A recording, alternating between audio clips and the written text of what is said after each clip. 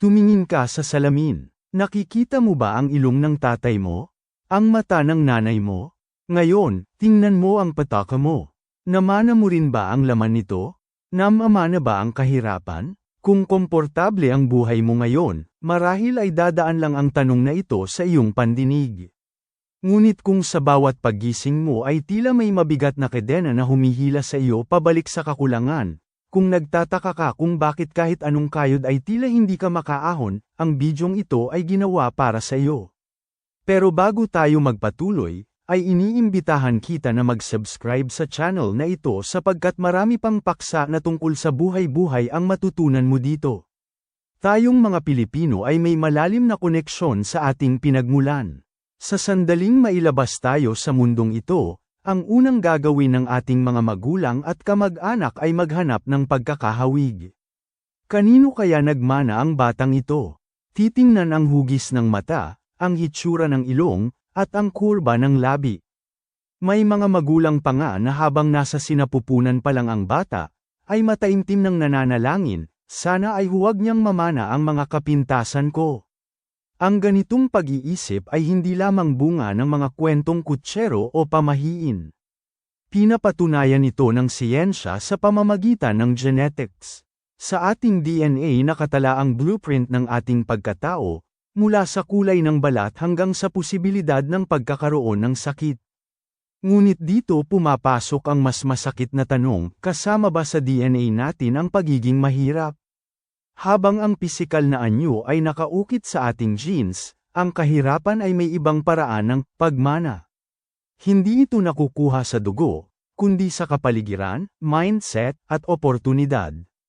Una, financial blueprint, ang paraan ng paghawak ng pera ng ating mga magulang ang nagiging default settings natin sa buhay. Pangalawa, systemic cycle, kung ang namana mo ay utang sa halip na puhunan, nagsisimula ka sa karera ng buhay na may pasan-pasan na, habang ang iba ay nasa finish line na agad. Pangatlo, psychological barriers, minsan, ang namamana natin ay ang takot. Takot sumubok, takot magkamali, at ang paniniwalang hanggang dito na lang tayo. Ang kahirapan ay maaaring ituring na isang sakit na naipapasa sa bawat henerasyon, ngunit hindi ito isang death sentence. Kung ang pisikal na anyo ay hindi na mababago, ang iyong kapalaran at ang pamanang iiwan mo sa susunod na lahi ay nasa iyong mga kamay. Hindi mo kasalanan kung ipinanganak kang mahirap, ngunit responsibilidad mo kung paano mo babaguhin ang takbo ng iyong kwento. Kung ang kahirapan ay tila isang sumpa na ipinasa sa atin, paano natin ito pipigilan para hindi na ito maipamana pa sa ating mga anak? Ang pag-ahon ay hindi lamang tungkol sa swerte, ito ay tungkol sa diskarte, sistema, at pagbabago ng pananaw. Narito ang 4 na susi para putulin ang siklong ito. Una, baguhin mo ang iyong money mindset. Kadalasan, ang unang namamana natin ay ang maling relasyon sa pera. Ang sabi sa atin, ang pera ay ugat ng kasamaan, o, para lang sa mayayaman ang ganyang buhay. Ang katotohanan, ang pera ay tool o kagamitan lamang.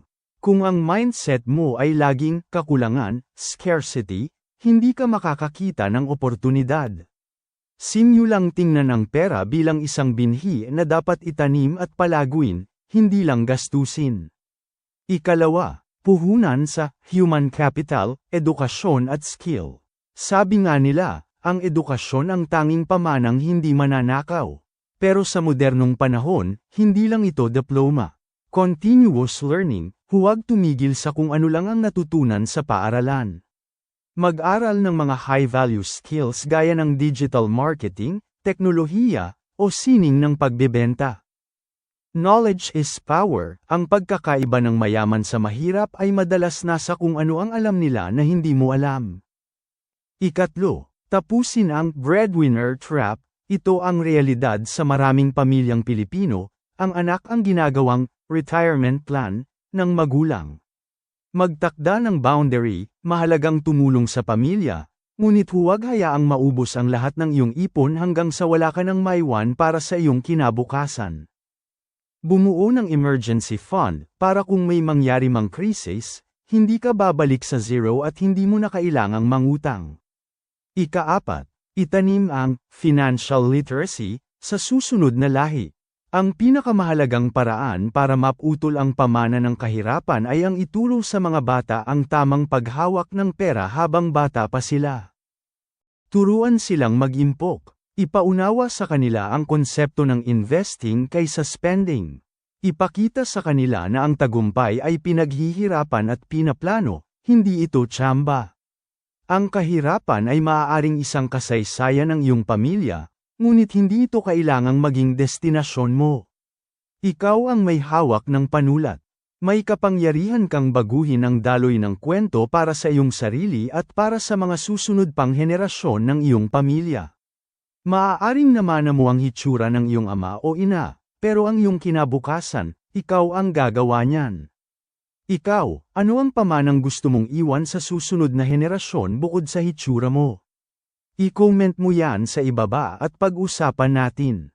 Kung handa ka ng putulin ang kadena ng kahirapan sa pamilya mo, i-share mo ang bidyong ito at itag ang isang taong gusto mong makasama sa pag-asenso.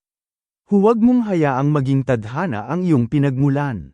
I-follow mo ako para sa mas marami pang tips kung paano babaguhin ang iyong mindset at bulsa.